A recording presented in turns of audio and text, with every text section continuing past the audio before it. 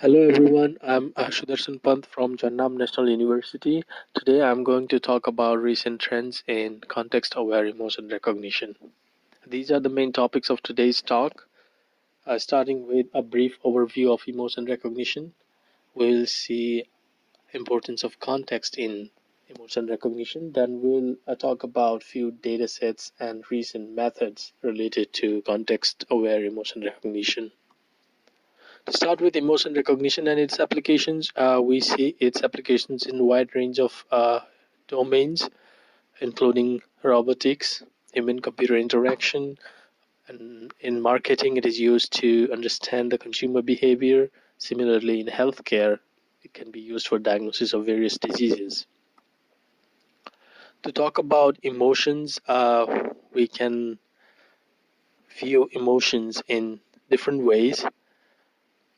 They can be discrete values as shown by Plotchik's Wheel of Emotions and Ekman's Six Basic Emotions. On the other hand, they are also quantified as the continuous values like Russell's circumplex model did by placing several emotions such as pleasure, excitement, arousal, and so on in two-dimensional plane of arousal and valence. So in order to recognize the emotions, context plays very important role. Most of the applications of emotion recognition have been built around unimodal data where only facial images or audio data or some transcripts of that audio are used. But emotions are not solely represented by facial features or the uttered words. They are not instantaneous phenomenon.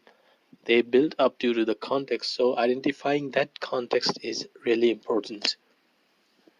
Emotion recognition is influenced by several factors such as environmental context, familiarity of the subjects in the scene, and cultural background of the people in the scene. Also, kind of social activities the subjects are involved in. Such a context can be represented as a background context, which can be obtained through temporal and spatial relationships in the scene, where posture of the subject, gait, or the social activities are the key elements, and several sensors are used to obtain the data, like ECG, EEG, and some temperature sensors. And another type of context is social context. Understanding of social relationships in the scene is very important to identify the emotions correctly, and various modeling techniques are used to model the relationship among the components in the scene. For example, graph neural networks are quite popular these days. And in order to capture the motion of the objects in the scene, optical flow is used, where the motion information provides very important clue for a relationship between the subjects in the scene. So this kind of social information or the social context is also helpful in identifying the correct emotions. And context is interpreted in different ways by psychologists and in the computer science. So generally, context has been defined in three different ways, three different interpretations. First interpretation involves use of multiple modalities, where different modalities constitute the context, like text related to the data, to the image data, or text related to whatever is being said in the scene. That is also one of the modality, and image data, audio data. Similarly, pose of the subjects is also a very important factor for this first interpretation. And the second interpretation involves the situational background, where the scene information is extracted, and in order to do that, the objects in the scene are identified, and some information from those objects is used to recognize the emotion. And third interpretation involves inter-agent interactions or the social context, where position of the motion of the subject in the scene is detected or the proximity of the agents is analyzed, and relationship between those objects also plays very important role in this kind of interpretation. So to look at the recent emotion-based datasets related to context, we have emotic dataset, group walk, bold, member, and K-emocon.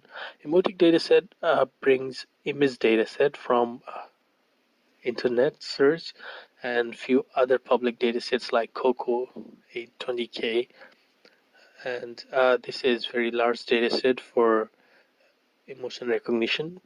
Similarly, group walk, which is a video dataset, which is more real world dataset, which is obtained through the stationary cameras in the real world settings like hospital gates, traffic lights, and many other public places.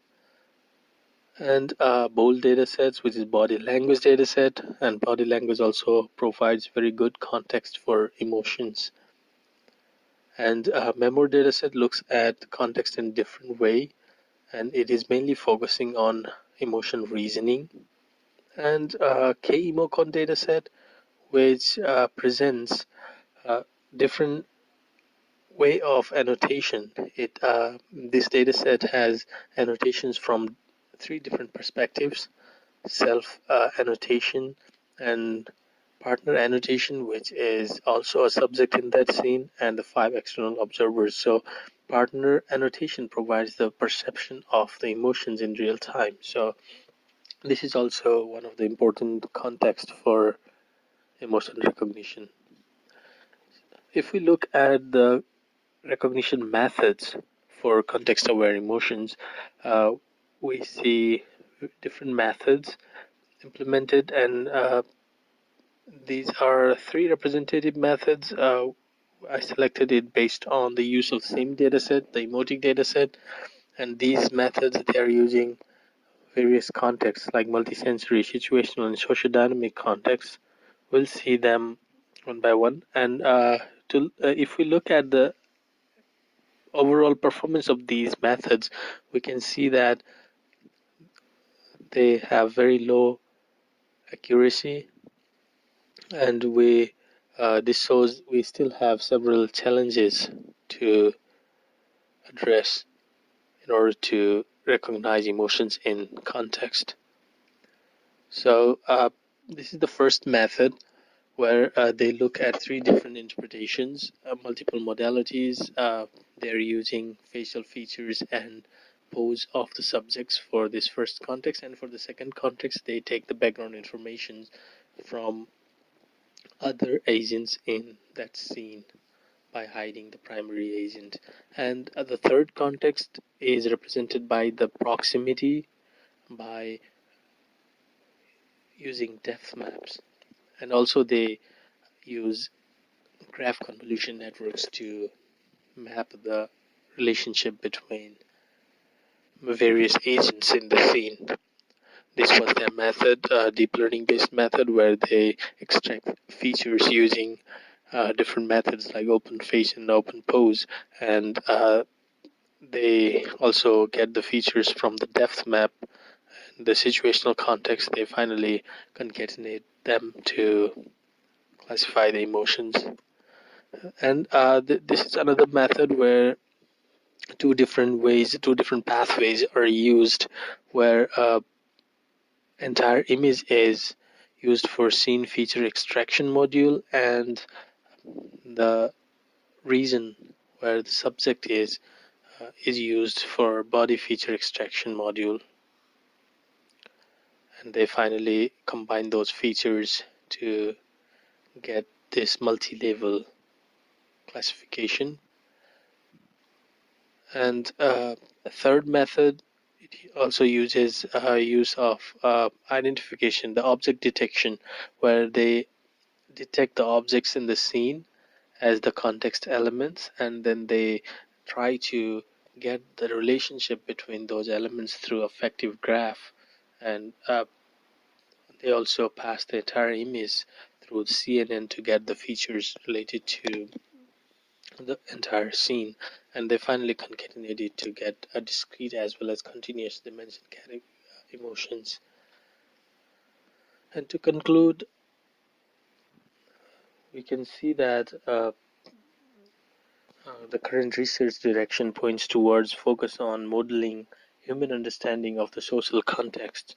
So, representation of social interactions, emotion reasoning through contextual information seem to be playing crucial role in emotion recognition.